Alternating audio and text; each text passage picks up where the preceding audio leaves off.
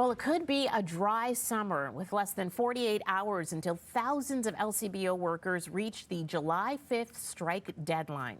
OPSU bargaining team chair Colleen Macleod is joining us live now as negotiations continue between the union and the LCBO. Colleen, thank you so much for joining us. We appreciate it. Good morning, Tammie. We'll start off, Colleen, with just how negotiations are going right now. I know you can't get into details, but do you see a light at the end of this tunnel? Currently, Tammie, we're still quite far apart, to be honest. And is there a chance that something could change over the next day and a half, really? You know, it is possible. I can be honest, Tammie, it is possible. I mean, I think a lot of people don't know, this is a bigger fight than just us. This is a fight for the province. It's a fight for a better Ontario. We want to make sure that LCBO continues to grow and that the revenues continue to grow as well and provide back to the province for things like education and healthcare. So really, I mean, it's up to Doug Ford at this point to do what's right for Ontario and avoid this strike. Can you tell us what are some of the main sticking points where you remain seriously far apart at the table with the province? Yes, currently there is no commitment to ensure a future for the LCBO. So that is one of our biggest sticking points is job security and ensuring that we have a future here that will continue to provide revenues back to the province. We understand the value of protecting this asset and we will fight like heck to make sure that it's still here for generations to come. So we need that commitment from the government, and it's really up to Doug Ford to prevent this dry summer. So right now, we know that Doug Ford and the Ford government, they have announced that they have sped up this expansion of alcohol sales to corner stores as well as gas stations when it comes to ready-made cocktails, but not liquor itself. How much does that expansion play a role in your concerns when it comes to job security and the future of the LCBO?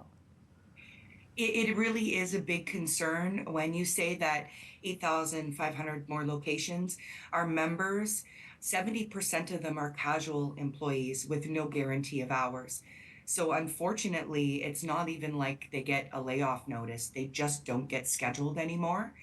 And that's the problem. So without some of that revenue generating product and for our ability to continue to work, this is one of the reasons why our members are saying we need security. We need to know that these products, spirits and ready to drink spirit-based cocktails will still remain with us, and we will be the sole sellers of those products. Have you gotten any indication, because at this point it doesn't seem like that is something the province is going to pull back on, considering that they've actually sped up this expansion by almost a year? So Yes. at this point, if they don't pull back on this expansion that's set to start in... We do see the writing on the wall, Tammie. We see that. We see that, unfortunately, our work has been privatized. We've had our cases taken out of our warehouses, our unionized warehouses, and sent off to third parties. We've seen departments disappear in head office. We see the writing on the wall. And this is the round. This is why this round is so different and why this is our moment to ensure that we're still here in the future and that full-on privatization doesn't happen. Lastly, there are people who are wondering whether or not this expansion is required, but others saying it may make it just more convenient for them to make purchases throughout the province. What do you say to those people who, again, are looking at the convenience of having this expansion happen and also hoping that the LCBO remains open and will continue to sell things like spirits and liquor and so on?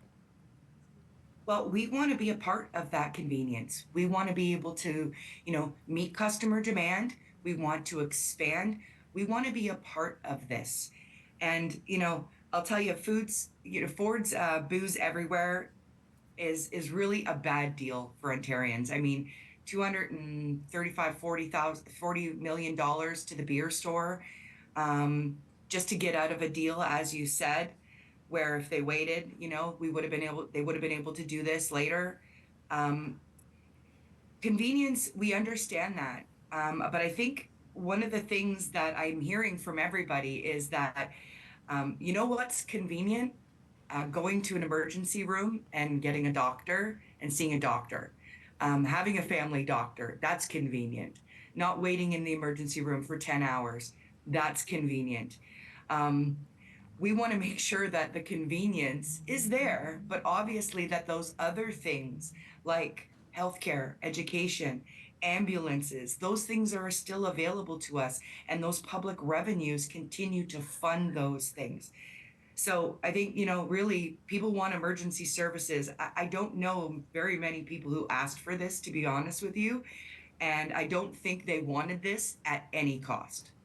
All right, Colleen Macleod, the bargaining chair for OPSU when it comes to these LCBO talks, joining us. Thank you. We appreciate your time. And of course, we'll be watching very closely to see what develops from the bargaining table.